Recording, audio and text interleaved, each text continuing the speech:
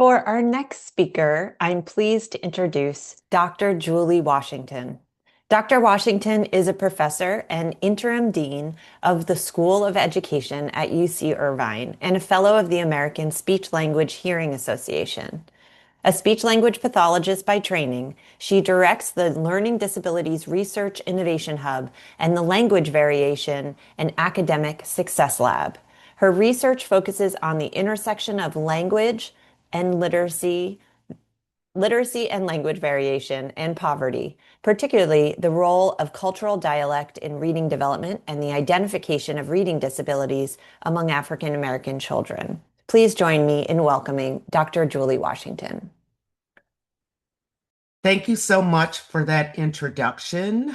I'm happy to be here this morning and talking with this group. I'm very excited, always excited to talk about this topic.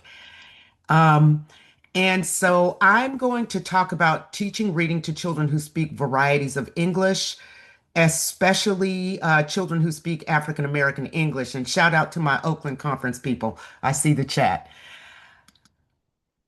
So first, I'd like to start with definitions. So we're all talking about the same thing.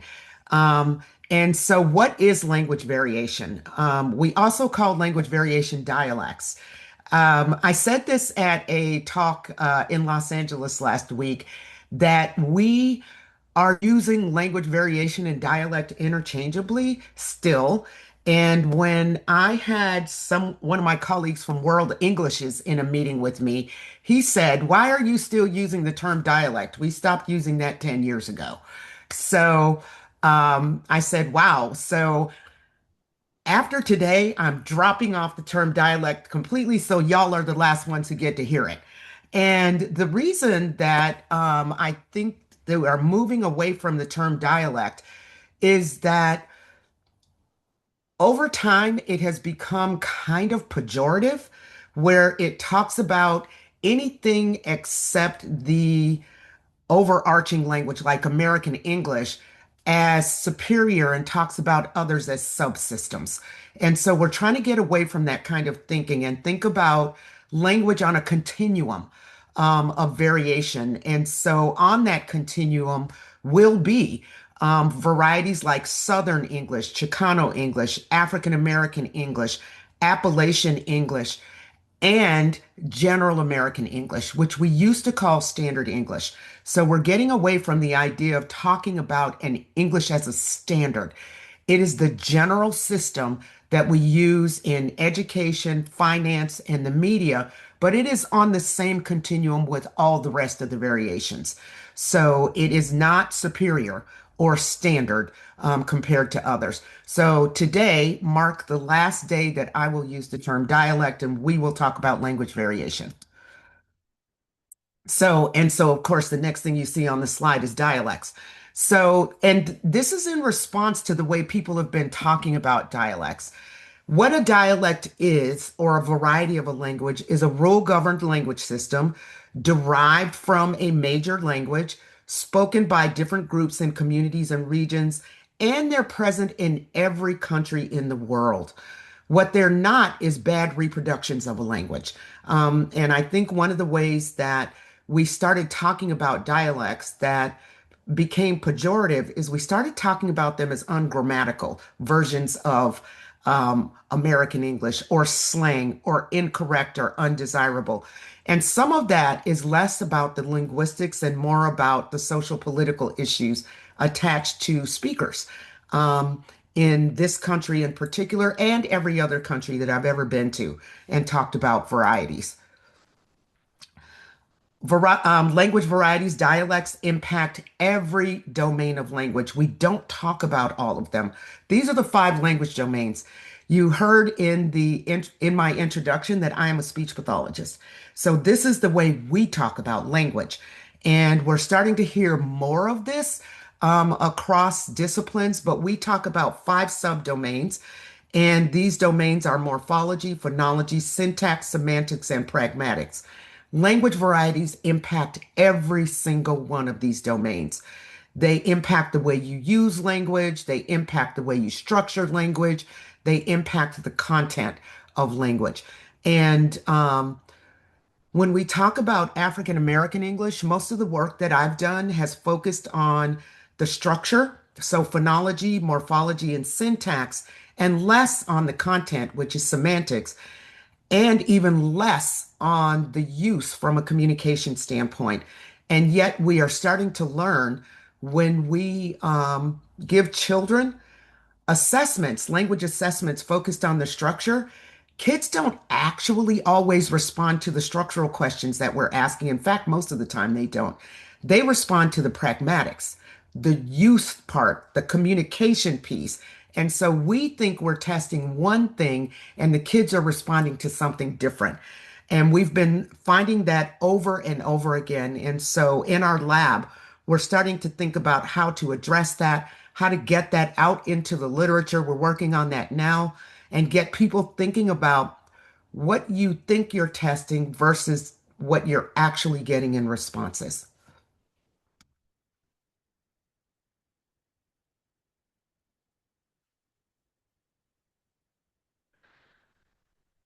Is this different than an accent? This is a question people always ask me. An accent is the way that words are produced. And dialects or language varieties have their own vocabulary, grammar, syntax, and pronunciation. So when you hear Southern American English, it is a variety of American English that also has an accent. So that is part of your language variety. Um, and different varieties have different accents. I always use Southern English because the Southern accent is one that everybody recognizes as part of that regional system. And so, yes, your accent is a part of your dialect. And it's about the suprasegmentals, the pitch, the stress, the intonation contour. That's all a part of the system. But that's part of the system that is less well studied. And when we think about reading, your accent and pitch and stress, all of those things are critical. We did some work in Oakland where we worked with African American kids, and we're going to continue in Oakland in the fall. Yay. Where this sort of pitch, stress, intonation piece of oral language becomes really important for reading fluency. And we're not paying attention to that. Those things really map onto each other. And so those are some important aspects of language variation that we have not been paying attention to in the literature. Do you speak a dialect? Absolutely, you do. Everybody in the United States speaks a dialect. A lot of people think they don't, but if you talk, you have language variation. And it varies by region a lot. That's what this map is about, so that you can see that this is called a dialect map. And so it cuts the United States into dialect regions, and everyone speaks a dialect. You speak one based on the cultural background you come from, race and ethnicity, the region you come from, the community you come from. Each one of those is its own speech community. So if you look at this one, I grew up in Seattle, which is the Pacific Northwest. It has its own dialect. It's funny, I have a son who lives in Sacramento, and as much as talk about dialects and I hear them, he actually hears them better than I do. And so, like when we lived in Wisconsin, he was in high school and he was mimicking a Wisconsin accent. And I'm like, is that what it sounds like? I didn't even hear the things he was hearing. He also hears the Pacific Northwest dialect better than I do because I grew up in it. And then you see that California is split into two depending on where you live. So Northern California is one system, Southern California is another, and it's been attached to Texas, which is very interesting. We don't have the accent that they do, but we're considered same part of the same dialect region. And I said this when I was in Oakland or somewhere, and I always try when I speak somewhere like around the world to talk about the local dialect. So the first time I tried that in California, I couldn't find anything about the California dialect specific to California except for one word. And so it was this big map of the state of California, and stamped on top of it was the word hella. And so apparently, hella is a California thing, and part of the California dialect, especially in the North. I thought that was hilarious. And whenever I say that in front of people and I say, what is it about California? And somebody in the audience always says, hella. And it's like, so y'all know, even if I didn't know. So everybody speaks a dialect. There's a lot of variety within states. California, North Carolina was really interesting to me because I have a colleague at North Carolina State who is a dialectologist, and he wrote a book called Talkin' Tar Heel, where he went through the state and looked at each one of the dialect regions in the just in the state of North Carolina. So I wanted you to see that there's variability across the country, there's variability within communities, and there's variability within states. And I have a grandson who lives near Charlotte. And when you talk to people in North Carolina, they can identify each other by the accent, by the different terms you use. They can tell what part of the state you come from. So this is just another example of what variety looks like within states. And so that's what a variety is. What is a language? A language is a rule governed symbol system. And you'll notice that the word rule governed comes up a lot because there are rules for how language is used. There are rules for language varieties that may come as a duh for you right now. But I remember when I first started studying this, when folks who were studying those sort of pioneers talking about African American language use, they were trying to legitimize the dialect and talk about its rule governed nature, what the rules are. There are still a lot of people who are talking about the rules and how they're used by children, by adults, and across regions. And in languages, words represent actions, objects, or ideas. So when I say the word truck, you get a visual image of a truck. So the word truck represents that object. There are finite combinations that you can use to generate new sentences. So there are rules about how you can put words together. They differ across communities, they differ within languages. I'm always, I'm a language nerd, so I'm always focused on languages. I'm trying to learn Spanish because I live in California. And I just came back from South America and I went to Brazil. So now I'm learning Portuguese, which is a very interesting language, and still learning Spanish, but also Portuguese. But I went to Argentina and Uruguay. And one of the things we do in the United States is we lump Spanish together and talk about Spanish English bilinguals. One of the things I learned while I was in Uruguay and Argentina is the words look the same, but they're not pronounced the same way. And so we talk about Spanish. Hey, Argentina, we talk about Spanish as though it's like one big system. And there's a lot of overlap, but pronunciation is different, vocabulary is different, all of those things. So when we're developing these assessment instruments for Spanish speakers, we really have to be aware about those five domains and how they differ for Spanish speakers depending on where they come from. Mostly what we're talking about in this country is Mexican Spanish.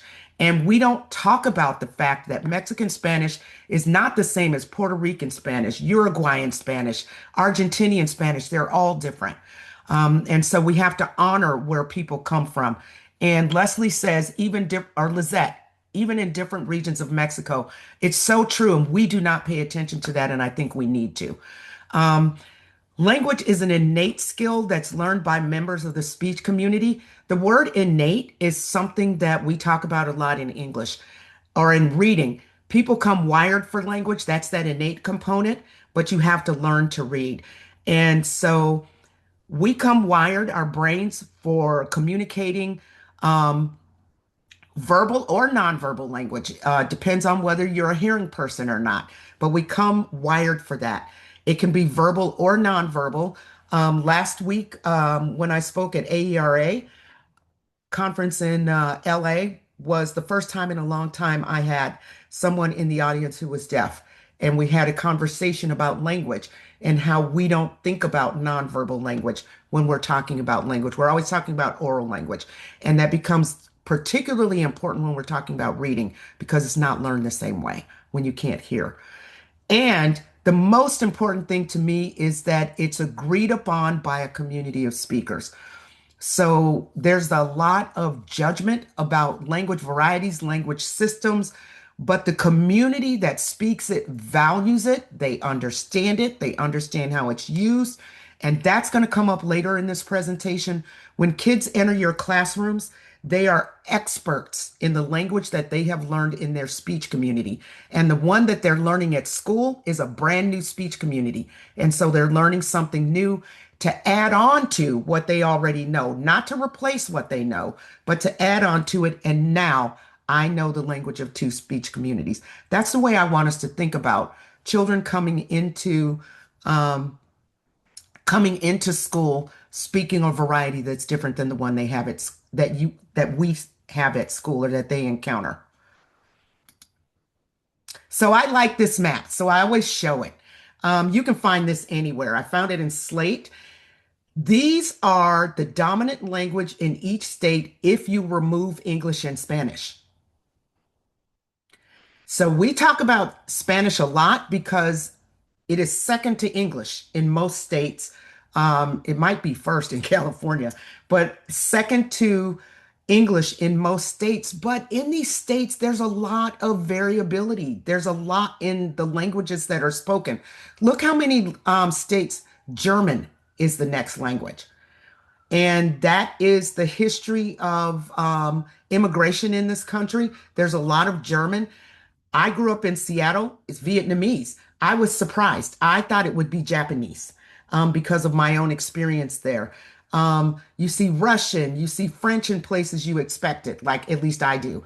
In Louisiana, I expect it to be French, but look at Texas. Who expected Vietnamese to be the next language?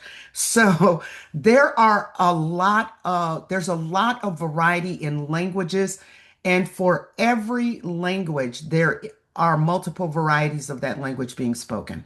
So this idea of language variety doesn't just apply to certain groups. Like we've talked about them, they apply to everybody. And I grew up with my mother, who her mother was an English teacher. So my mother had this thing about speaking the Queen's English. So she discouraged the use of language varieties. And I understood that it was the generation that she came from. But then I got older and had finally got up the nerve to say, there's no such thing as the Queen's English. The only person who speaks the Queen's English is the Queen herself. And I would bet money that the Queen also speaks a variety of the Queen's English when we're not around. So she's like the rest of us. She gets up in front of a mic. She speaks that version that everybody's used to hearing. Then she gets with her people and she breaks it down, just like everybody else. That's the way we use language. When we get into our speech communities, we use language that is comfortable, that is familiar. And my friend Tracy Whedon says it's the language that you're loved in. It was the language that you were loved in your community. And so it holds a special place in terms of identity and comfort when you're with your folks. And so we're honoring that today. And we need to learn to honor it at schools, in schools. Okay, that's my soapbox about language varieties. So what in the world does this have to do with reading? Reading is a language skill. Everybody knows that now, finally. Students have to engage their language skills in order to learn to read. So oral language is a really important foundational skill for later reading development. What we have not allowed is for language varieties to be foundational. And so we're talking about that today. They are the foundation that kids are using to learn to read. And literacy development begins long before kids enter school. We tend to think about it in terms of the conventional ways of literacy, but kids are learning so many things about literacy just by being in their home environment, even when there are no books. We believe that kids aren't learning literacy. They may not be learning it conventionally, but I cannot pass by a McDonald's without my grandson saying, let's go to Donald's. That's because he looks at the golden arches and he's like, there's McDonald's. He looks at the octagonal red sign and it says stop. He looks at um, the traffic signs and he knows, Nana, you need to stop. That's literacy. It's called environmental literacy. We talk about the environment differently now, but we call that environmental literacy. So kids are learning about symbols and how they relate to meaning before they ever come to school, even if they're not learning it from books. We just don't know how to build on it. And what we know for sure about language is that kids who have language weakness or impairments when they get to school will have trouble learning to read. I'm a speech pathologist. It's something we've always known that reading and writing are language on paper. And the rest of the educational community is just starting to catch up to that, thinking about it that way. But I've always known that if I have a kid who has a language impairment come to see me in a clinic and I ask them what their favorite subject is, it is never going to be English language arts because that's the hardest one for them. And after a while, it became math because we turned math into a literacy skill. And so we don't hear kids saying that anymore either, but they used to say math. So kids who have these unresolved language weaknesses or impairments are at high risk for developing reading impairments over time. And we know that ethnic and language minority kids, kids from low income families who speak a language variety other than general American English are at particularly high risk. And some of it is not about them, it's more about us and what we do when they show up in the classroom. And learning how to help them to strengthen those skills so that they become good readers. For African American children, we know that from the NAEP, and this is 7 years old. It's even worse after the pandemic. 81% of African American fourth graders read at a basic level or below. This means that fewer than 20% of African American children are considered proficient or advanced readers. This is I heard this statistic the other day for Latino kids, and it's even lower for them, especially if they're English learners.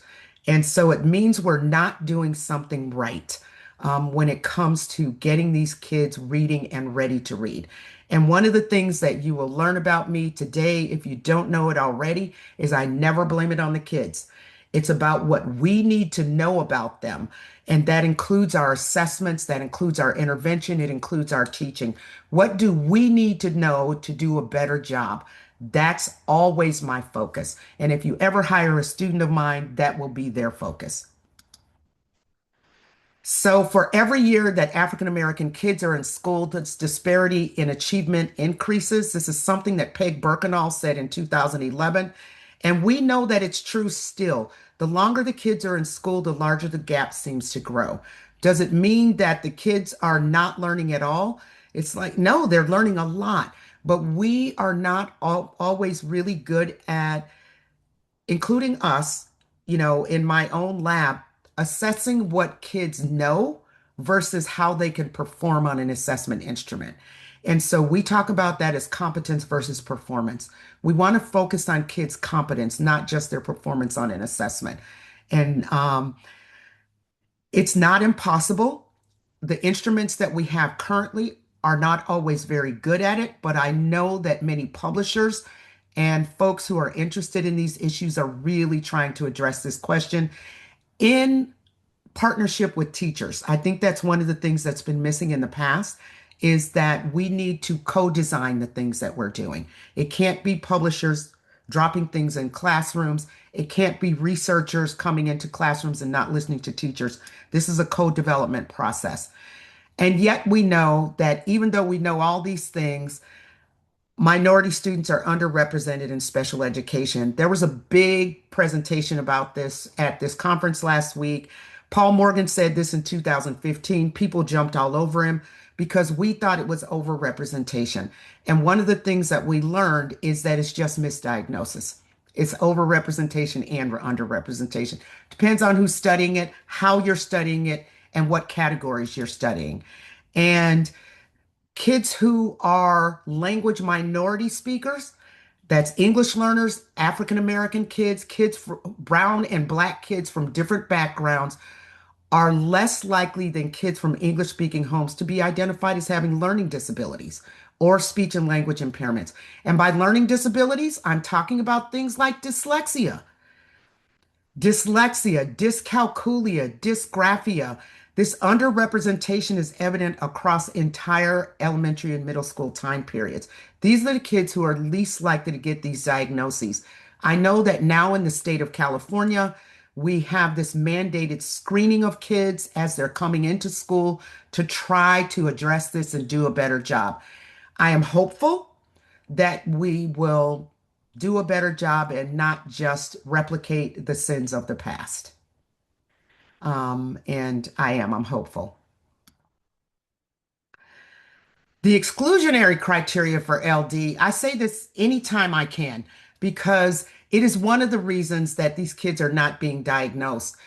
That the exclusionary criteria for learning disabilities restricts children from, has an exclusion clause, whose learning problems are primarily the result of environmental, cultural, or economic disadvantage. That means that if you speak English as a second language, you're less likely to be identified as LD. If you're poor, you are really unlikely to be identified with LD because of the definition. Wanda Blanchett at Rutgers calls dyslexia the diagnosis of, oh, lost my train of thought, diagnosis of privilege for the privileged because we do not identify poor kids. So in the United States, it's not possible with this definition to be both poor and have a learning disability. If you're poor and you can't read, it's assumed that you can't read because you're poor. I want to disavow us of that. Poverty is not anti-literacy. The fact that we're not identifying kids, that we're not assessing them well. I'm a speech pathologist. I know that our language test cannot tell the difference between poverty and disability. Impoverished language is identified as disability when you give someone a language test. They're not sensitive enough. And so this lack of sensitivity has real consequences for kids. And so it's really important that we pay attention to that. We have people saying, a group that I won't identify them, who say that 50% of African American kids have dyslexia. That is not true.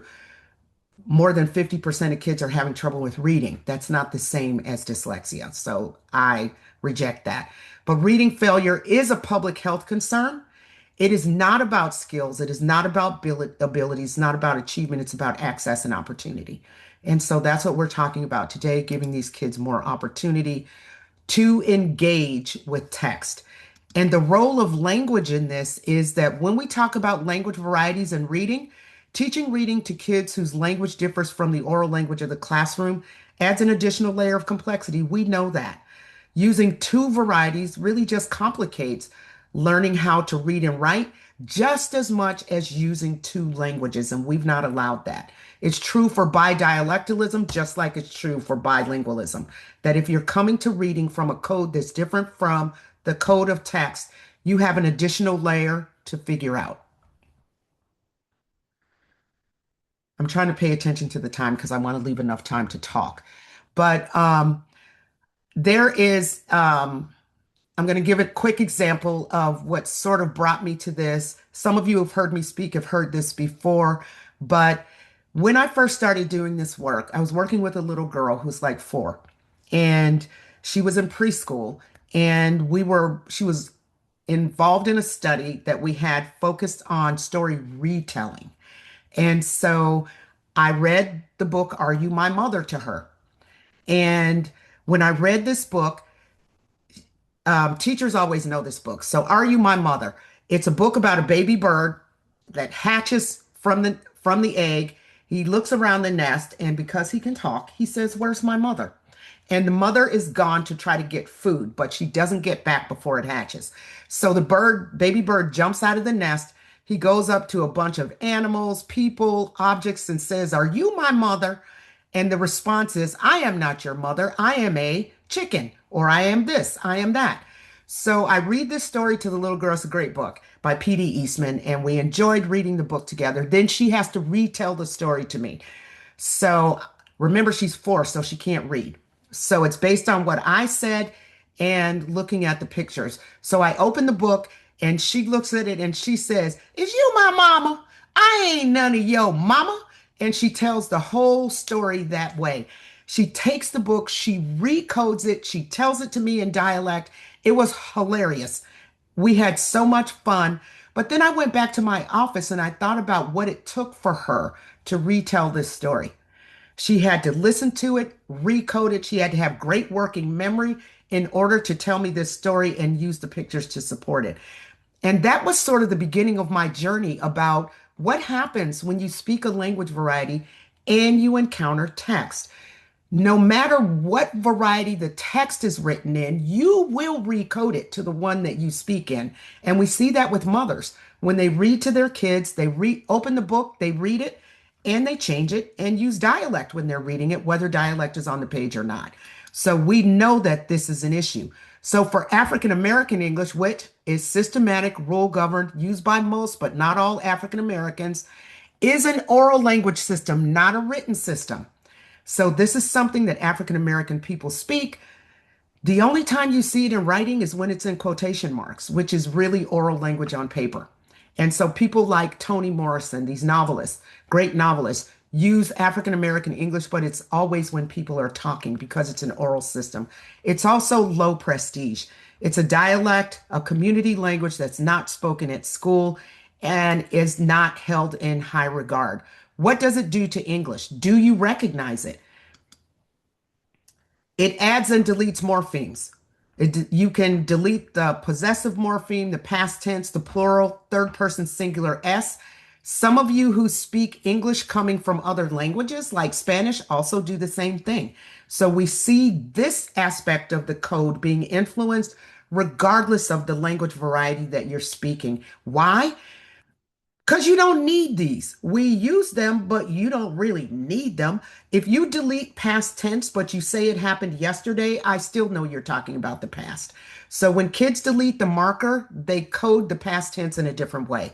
When they delete the plural, they code it in a different way by using something like the word two, TWO. So you know we're talking about two. So these are morphemes that are obligatory in American, general American English, but they are not obligatory in varieties of English, and that includes African American English.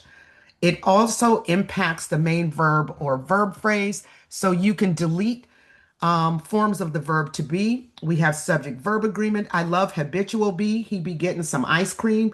Habitual means that you can put at the end of this word, all at this end of this sentence all the time. That's what it means. It doesn't mean the same as deleting is and am. He be getting some ice cream mean he always getting ice cream. And she be running means she's always running. And so a lot of these code time in different ways. Like I've been knowing how to do something.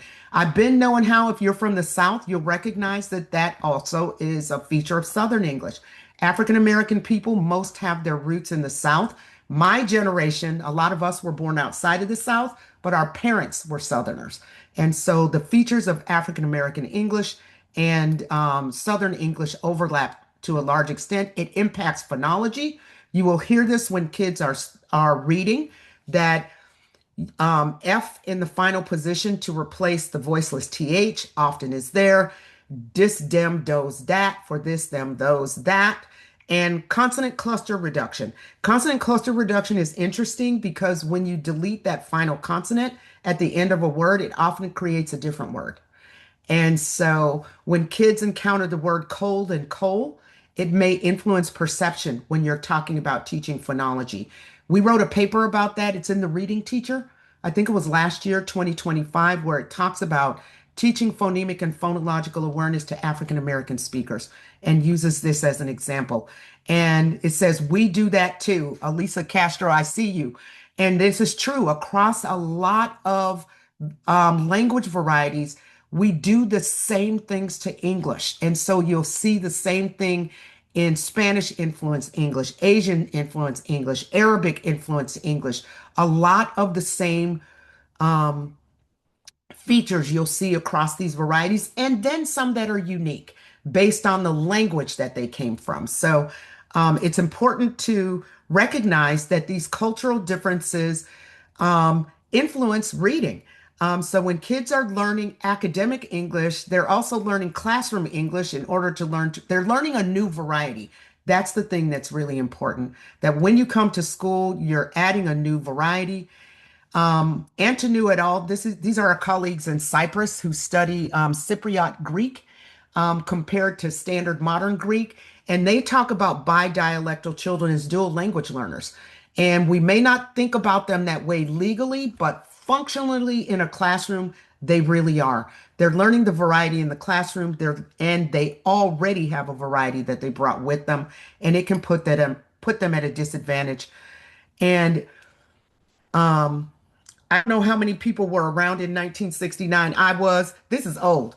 Kenneth Johnson said this in 1969, and we still know it to be true. The mismatch hypothesis is a hypothesis that we think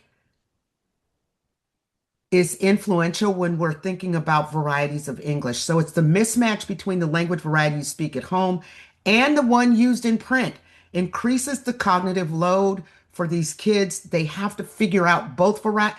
First, the one that I know, then need to add the one that I'm learning and become fluent and master both of these. And he said this in 1969.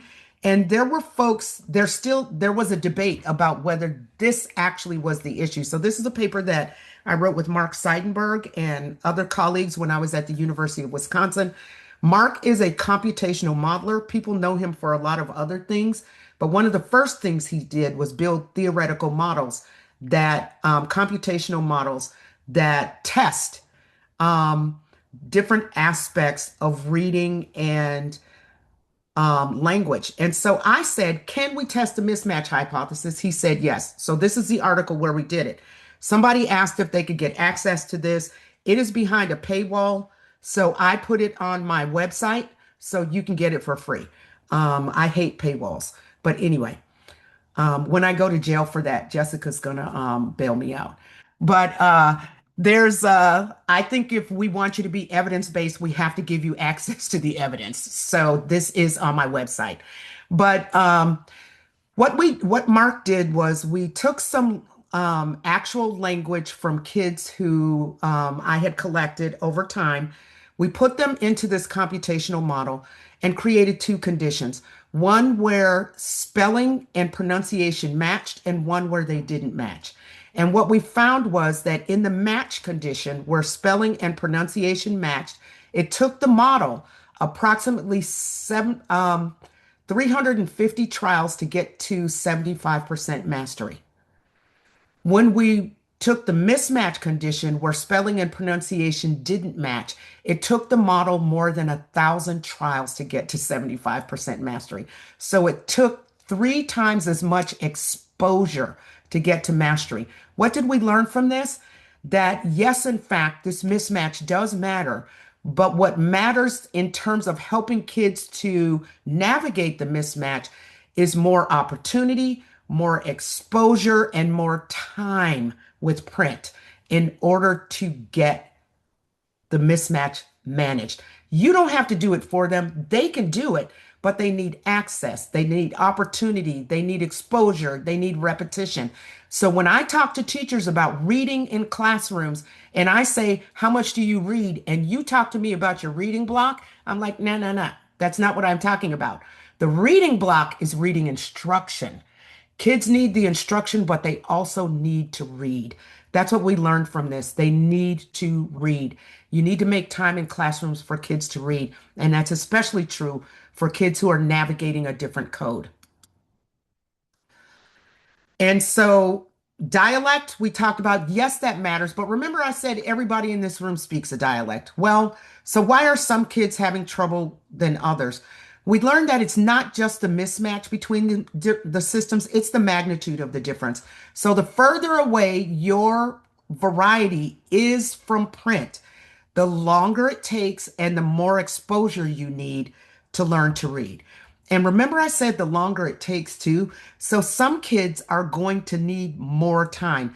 So I also don't like the um, learning to read, reading to learn distinction that happens at third grade. Some kids need longer to read, to learn to read, and we need to give kids the time, but the curriculum leaves them behind. So sorry, this I can't keep this slide from getting messed up no matter what I do.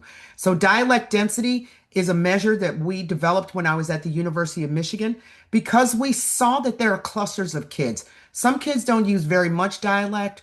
Some use more. And then there are some kids who are in this high dialect group. And that's what we found in Oakland, actually, which surprised me. I was used to seeing it in the South, but we saw it in Oakland too, where kids are using a lot of variety. More than 50% of the utterances that they produce are impacted by dialect. Those are the kids who need the most time, the most exposure, the most repetition in order to get to read. This is called linguistic distance. This is what they talk about in linguistics.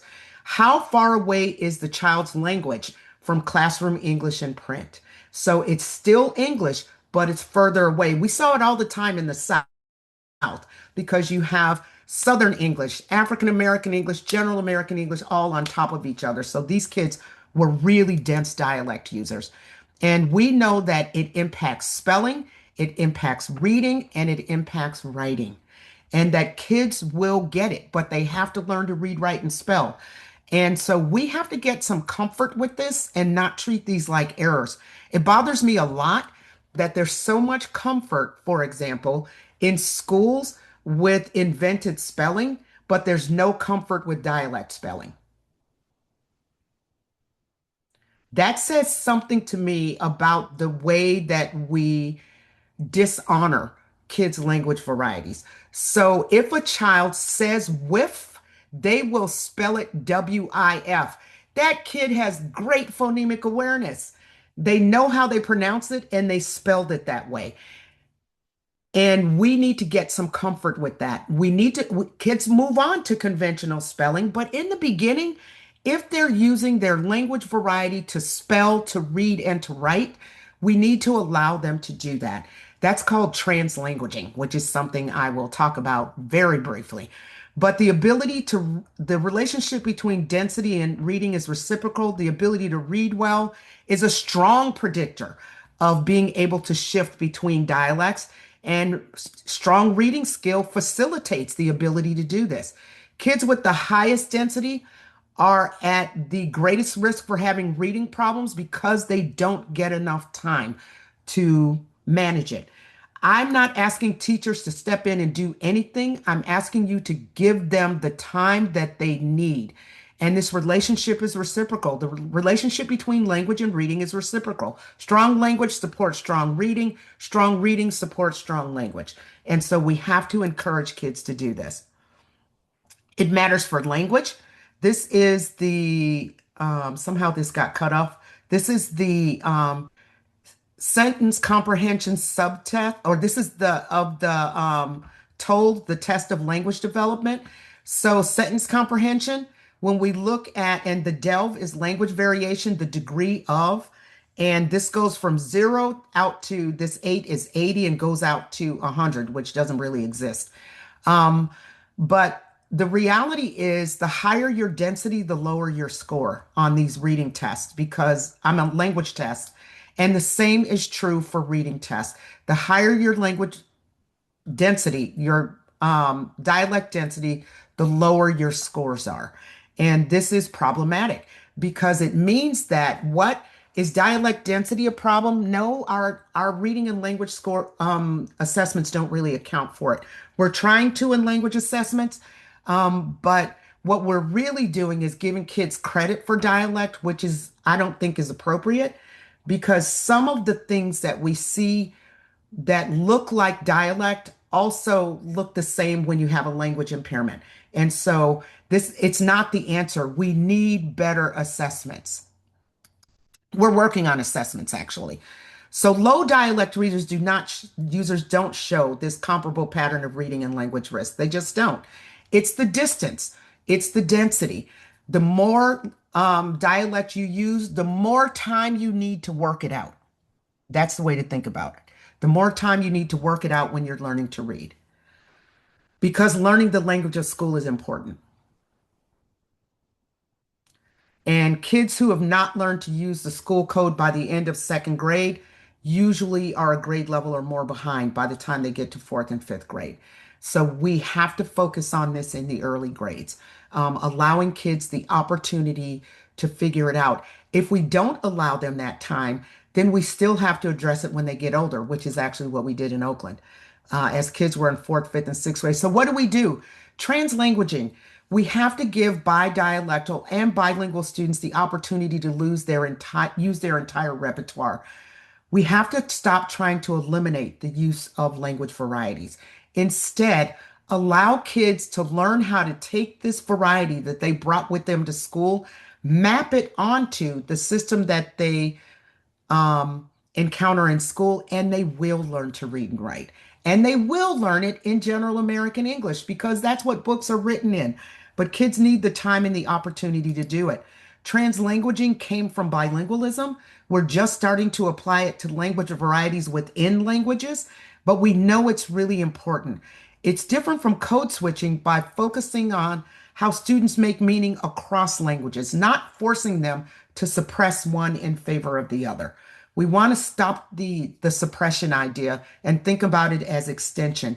You're extending what you currently know to include something else that you need to know at school. Because the thing you brought to school was what you needed to know at home. You still do in your community with your friends. But when you get to school, we need to add this other thing on. Add this academic language, this classroom English. School is a different speech community. It is a different speech community, and you have to learn it. So when we talk about translanguaging, we're allowing kids to use their entire linguistic repertoire. And it means that when kids are reading and they're using dialect when they're reading, they're using it for meaning making. And so continuing to correct them is not helpful for meaning making. That's one of the things we actually learned with older kids. When we allow kids to use their own linguistic system to work out what they're learning with text and to comprehend, then we are supporting reading and writing. When we suppress what they already know, we're expecting them to learn a new speech system at the same time that they're learning how to read. And that really slows reading down. And we have learned that over time. Leketi Makalela is one of my favorite translanguaging researchers. He's in South Africa, and he's done a lot of work on translanguaging in South African classrooms. South Africa has 12 official languages. That's a lot of official languages. So, in addition to English, Afrikaans, and sign language is now an official language there because there's a large and growing deaf community. There are all these tribal languages that have similar like bases, but there's so many of them. And so he wrote this study in 2015 where he had kids who spoke six different languages of these tribal languages in his classroom. And he asked them to solve a problem. He gave them the problem and said, now I want you to get into groups and solve this problem. And he observed what they did. And what they did was they automatically separated themselves into language groups. He didn't have to do that for them. If they spoke Xhosa, they found somebody who spoke Xhosa. If they spoke Zulu, they found other people who spoke Zulu, and they worked out the problem in their home language. They got together, they worked out the problem in Zulu, they worked it out in whatever their home language was. Then, when they came back together to talk about the answer to the problem, they presented the answer in English because they knew that everybody in the class spoke English. But in order to work out the problem, they had to use their home language. So he talks about the bi-directional benefit of using both languages. This is an argument that we have been making for bilingualism for a long time, and it is also true for kids who speak language varieties. So he concluded that the one language is incomplete without the other. that they mutually enhance each other and help kids to learn the concepts that they need to learn. And so I don't have time really to talk about what we did in Oakland, but we found the same thing there that when we allowed kids in fourth, fifth, and sixth grade to translanguage, that they actually comprehended the text better, that when they were allowed to use their own language systems. So, as a teacher, you need to increase your knowledge of the language variation that your students are using. So, if you have a group full of African American kids who are using African American English, you don't need to speak African American English. Please don't do that. But if you need to familiarize yourself with what they're doing that's actually part of the language system and then respond constructively to the use of it in the classroom. So if somebody is saying strawberry and screet and SKR for STR, and most of the kids are doing it. You do not need to correct it, but when you are teaching phonemic awareness, you need to add it to what you are teaching, and you teach it to everybody. You don't single kids out and you don't treat it like an error. It's a learning and teaching opportunity. Oops. Increase time and opportunities. I keep saying that for practice and exposure to general American English. How do you do that? You read, because that's what books are written in. And so the more kids read and write, the more exposure they get. Choose books and resources that are engaging for your students. Cultural responsivity is really important, and people think it's just all about, whether there's brown people in the books and things like that. But if you have a classroom, like I work with a school on the board where all the kids are homeless. How many books are there out there about homeless kids that really mirror the experience that these kids are having? Instead, what they get is books with this nuclear family with two parents and two kids and a picket fence. That's also being culturally responsive, thinking about who your kids are and whether there are books that really represent them. Acknowledge the impact of being bidialectal the same way we do with bilingualism. It does impact kids' performance on any language-based task, and that includes mathematics. I have a colleague who studies that. But also, I think more importantly, acknowledge that being bidialectal can be beneficial to learning to read and write.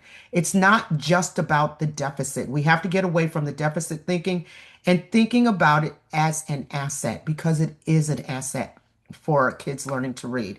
Continuing to use your language variety is recommended, and extending it to include the languages in school is important for becoming a good reader. It's that simple. Not simple, but the idea is simple. And that's it. This is my team. They're awesome. And these were our funders. And thank you.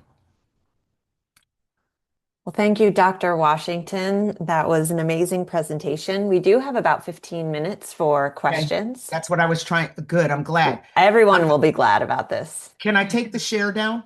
Yeah, so no, actually keep this on. We'll keep the Okay. survey up in the background if that's okay with you. That's And great. and then we will and I'll ask questions while this is up in the background. Okay. So for our attendees, while we are kind of gathering our questions, please do take a moment to fill out the survey for this session. And then we will begin. We have a bunch of great questions that came in through the chat. One of the first questions relates to the comment that you made early in your presentation about actual under-identifying of students with language varieties. The comment was that in California, there are a lot of districts who are actually noted by the state for over-identifying Yeah. Spanish speakers. So can you speak to that relative to the comment you made earlier? Yeah, I do think that that's true. And as a clinician, one of the things that we have talked about for a long, long time is difference versus disorder. And so, identifying kids who speak different varieties of English or who have differences in their language use that are not disordered. We're not very good at that still. Even though there are some folks who are doing good work on that, like at UCI, I don't know if you all have ever had Liz Pena come talk to you. She's one of the leading experts in the country on developmental language disorders and Spanish. and really distinguishing who's having difficulty and for whom it's just a language learning issue. And we're still not, our instruments are not very good at that. People are still working on developing instruments. I know at UCSF, they have an instrument from the Multitudes Project where they have tested it across the state. It's a screener. And as these screeners are coming online, this becomes even more important. So there is an overrepresentation problem in some school districts, but there's also an underrepresentation because people are afraid. That's what we see across a lot of districts is that in addition to the percentage of kids on the special education caseload in any group should not exceed their representation in the population in the school. If they do, then it's overrepresentation. If 13% of your population is Spanish speaking, but 40% of the kids on the caseload are Spanish speaking, that's a huge overrepresentation. And so, yes, it is a problem. Everybody knows it, acknowledges it. A lot of people are working on it, but it is a long-standing problem. And so I acknowledge that that's true. But then underrepresentation also becomes an issue where a school district is aware that the school district next door is under like a federal consent decree because they keep, overrepresenting kids. And so then in the next school district over, you'll have people erring in the opposite direction, and that's underrepresentation. And so what we're trying to overcome is misdiagnosis overall. We don't want to under, we don't want to over. We want to be sensitive and specific, specifically get the kids who need services identified and not others. Great. It's a long-standing issue in speech and language pathology and in education. So another comment that came through was about screening, which you just mentioned. Can you talk a bit about your thoughts on dyslexia screeners, particularly perhaps the ones in California, through the lens of language variation? Well, first of all, I am very proud of the Latino parents in California who fought this for so long, the screenings, until they thought it was right or close. Because these screening laws have passed in almost every state in the United States, and California was one of the last to finally pass it. And it was this grassroots effort on the part of parents to say, okay, but what language are we privileging when we're doing these things? What phonology and phonemes are we privileging in these screeners? And so I have hope for the screeners. And I think a lot of time, effort, conversation, and um, sensitivity has gone into developing them. We will know for sure, actually, when they are used, unfortunately. And so, but I know that the people who developed them, I know a lot of them spent a lot of time trying to make sure that the populations that they're being used with were represented when they developed the screeners.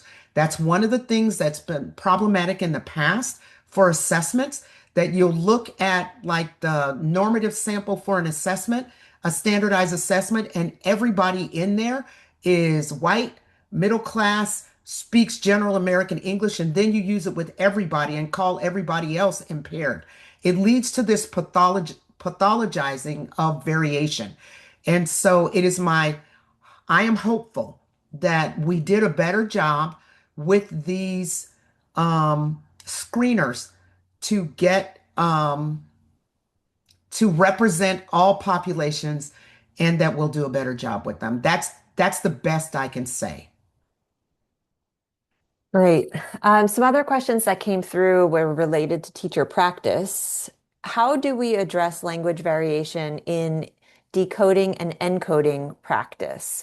Can we teach accuracy for decoding and encoding while still honoring language varieties? You can, because you're teaching kids to read. That's the thing you need to be. I think that's an important distinction, whoever said that. A bunch of people said they have no sound.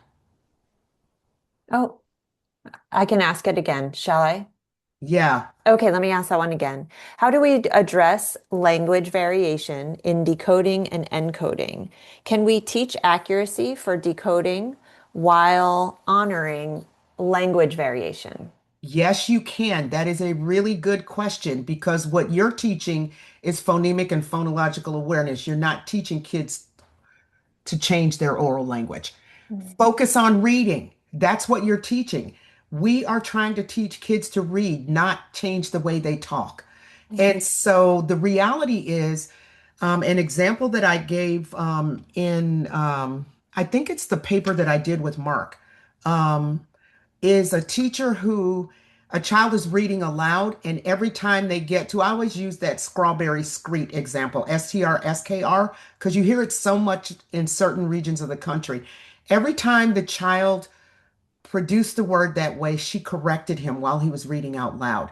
And in the beginning, he was really excited to read, and then about halfway through, deflated, no longer wants to read anymore, and I promise you is not going to offer to do it again.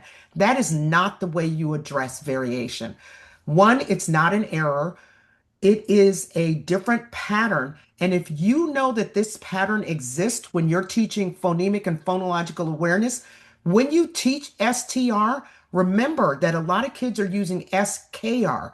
And so you want to make sure that when you're talking about strawberry or street or straight, that you are emphasizing and making it more salient when you're teaching it and that you address it because these kids, when they are reading, will see STR, but they'll still say SKR. But you know what? They also might hear STR. That's one of the things that we find that as a clinician, if you have a kid who says wabbit and you say wabbit back to them, they say, that's not what I said. I said wabbit.